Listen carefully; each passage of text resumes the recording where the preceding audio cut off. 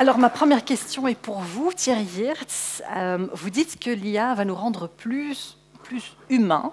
Ça semble paradoxal et contraire à la perception générale. Alors, pourquoi pensez-vous cela? Y a-t-il une menace importante sur l'emploi? Je crois que ça a été dit dans l'introduction, hein, ce n'est qu'un moyen, c'est quelque chose qu'on peut utiliser. Si vous recevez d'un client 1000 pages de contrat le vendredi soir et que vous devez donner un avis le lundi matin, vous pouvez passer votre week-end entier à relire les 1000 pages et bon, vous serez un bon avocat.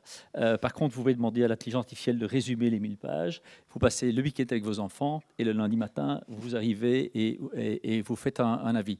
C'est un peu plus compliqué que ça, mais ça revient un petit peu à ça. C'est-à-dire que ces technologies, au lieu de dire de l'intelligence artificielle, il faut parler d'humain augmenté.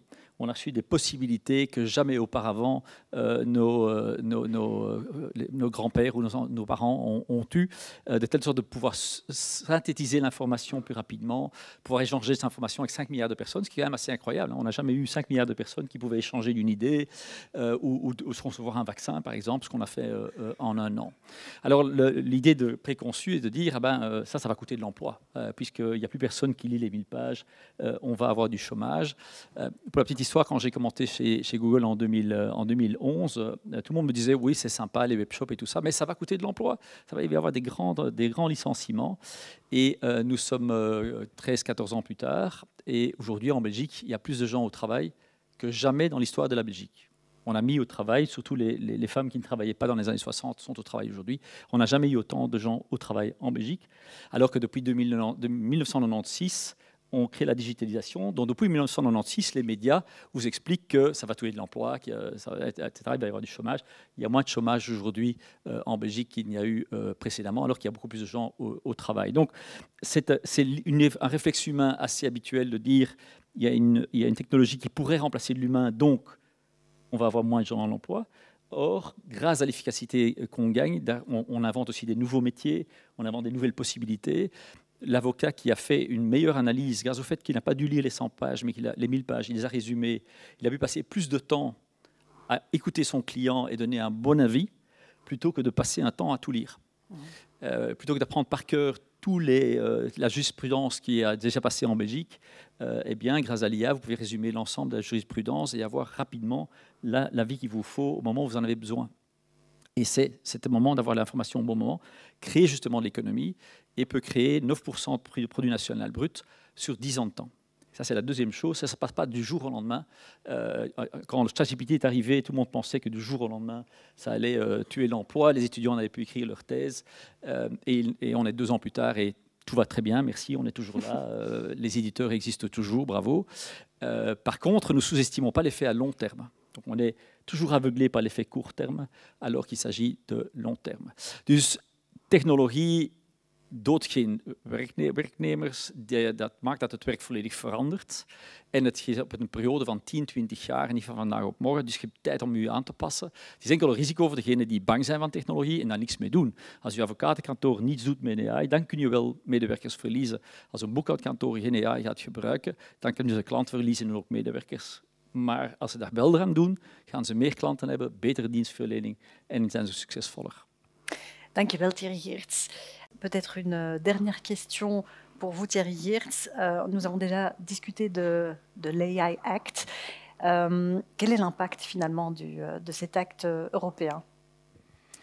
Tout d'accord, il arrive, il n'est pas encore là aujourd'hui. Je crois que l'idée est bonne. C'est en régulant quelque chose de nouveau, on peut d'un côté rassurer le public. Et s'il n'y a pas de confiance, les produits n'avancent pas. Il faut un climat de confiance pour que les produits soient adoptés. Et pour un entrepreneur, il y a un cadre clair de savoir ce qu'on peut faire, ce qu'on ne peut pas faire. Et ça, a priori, ça stimule les investissements. On a vu ça dans le GDPR, la RGDP. C'était des bons principes qui font qu'a priori, il y a une meilleure protection de la vie privée. Le problème en Europe, c'est qu'au lieu d'écrire un A4 avec des bons principes, on écrit 200 pages de texte, avec 300 pages pour expliquer ce qu'il y a dans les 200 pages de texte. Et puis après, vous pouvez développer un business fantastique pour expliquer ça aux entreprises. Et donc, on est un petit peu dans le même cas de l'IA. Les principes sont excellents. C'est de dire il y a 4 niveaux, en gros, et en simplifiant énormément, il y a 4 niveaux d'IA. Il y a des trucs qu'on ne peut pas faire. Il y a des trucs dangereux pour lesquels il faut demander une autorisation préalable. Il y a des trucs moins dangereux pour lesquels on peut opérer sous certaines règles. Et puis, il y a des trucs qui sont sont pas dangereux, qu'on peut simplement commencer à utiliser. Donc la reconnaissance faciale pour classer les gens entre gentils et méchants, c'est interdit. Les Chinois le font couramment, mais en Europe, c'est interdit. Dans les systèmes dangereux, c'est un système de recrutement, par exemple, qui utilisait l'AI. Ce n'est pas quelque chose qu'on peut commencer à faire tout simplement. Il faut demander une autorisation en Europe. La question va être quel est l'organisme qui va s'en occuper. Ça va être différent en France qu'en Belgique. Et donc, a priori, il doit y avoir un institut européen. Mais la plupart des choses, comme traduire, par exemple, c'est dans les choses que vous pouvez faire facilement et dans lesquelles il n'y a pas de limitation. Donc, c'est une bonne chose. Et comme on a vu, on est de nouveau en avance par rapport aux autres continents. Il y a beaucoup de chances que les autres continents commencent à nous suivre et copier. C'est juste une bonne raison pour beaucoup de personnes de dire « Ah, je ne vais pas faire parce qu'il y a des moments de risque ». Donc tous les compliance officers maintenant disent « Vous ne pouvez pas faire d'AI parce qu'il y a un AI Act ». Or, il faut faire le contraire. Il faut développer l'AI aujourd'hui. C'est uniquement le développement qu'on peut s'imaginer le risque que ça a. On ne parvient pas à imaginer un risque tant qu'on ne l'a pas utilisé. En dus voor al die risico's in te schatten, moeten jullie zoveel mogelijk AI gaan ontwikkelen. Die gaan gebruiken in jullie kantoren, bedrijven. En die AI-act is gemaakt voor de grote risico's in kaart te gaan brengen. Gaat voornamelijk de Googles en de Meta's van deze wereld impact zijn en minder voor de bedrijven. Maar ik zie heel veel bedrijven die nu een aantal dingen niet doen, omdat er een AI-act is waarvan dat ze niet helemaal begrijpen wat het is. En dat is natuurlijk het tegenovergestelde wat moet gebeuren. Het is voornamelijk om de grote AI-giganten à la Google in een zeker keurslijf te krijgen en niet om een KMO of een advocatenkantoor te blokkeren. Dank u wel, merci pour cette réponse.